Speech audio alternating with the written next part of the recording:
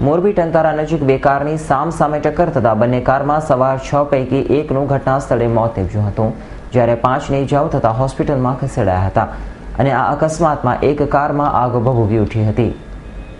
ટંકારા નજીક આવેલા હરબતિયાળી પાસે ખોડિયાર માતાજીના મંદિર નજીક i10 અને ટવેરા કાર વચ્ચે અકસ્માત થતા i10ના ચાલક હસમુખભાઈ ઉર્ફે કાળુ અમૃતલાલ લોહાણા ઉંમર વર્ષ 50નું ઘટના સ્થળે જ મોત નીપજ્યું છે, જ્યારે તેમની કારમાં સવાર અન્ય 3 લોકોને ઇજાઓ પહોંચી છે, જ્યારે સામે અથડાયેલી ટવેરા કારમાં સવાર 2 લોકોને પણ ગંભીર ઇજાઓ થતા સારવાર અર્થે પાંચેયને રાજકોટ ખસેડવામાં આવ્યા છે। તેમજ અકસ્માત બાદ ટવેરા કારમાં આગ લાગી જતા કાર બળીને ખાખ થઈ જવા પામી હતી। મરણ જનાર હસમુખભાઈ લોહાણા હળવદના વતની હોવાનું તેમજ શાળાના સંચાલક હોવાનું પોલીસ સૂત્રો જણાવે છે।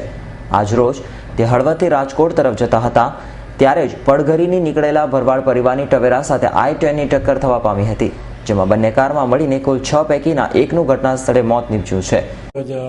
બપોરના આશરે 4 વાગે ટંકારા રાજકોટ હાઈવે ઉપર ટંકારાથી આશરે 5 કિલોમીટર દૂર રાજકોટ તરફ i10 ગાડી અને ટ્રાવેરા વચ્ચે અકસ્માત થયેલો। તેમાં i10 ગાડીના માલિક કાળુભાઈ અકસ્માતમાં એમનું મોત નીપજેલ છે, સામે બીજા ટ્રાવેરા ગાડીવાળાને પણ વાગેલ છે। ટ્રાવેરાવાળાને કાર સળગી ગઈ હતી શોર્ટ સર્કિટથી, પણ એ તો ફાયર બ્રિગેડને બોલાવી તાત્કાલિક પાણીથી છંટકાવ કરીને રોડથી નીચે લઈ લીધી, જ્યારે 5 ઇજાગ્રસ્તોને રાજકોટ સારવાર અર્થે ખસેડવામાં આવ્યા છે અને ટવેરા ગાડીમાં આગ લાગવાથી તે બળીને ખાખ થઈ જવા પામી હતી।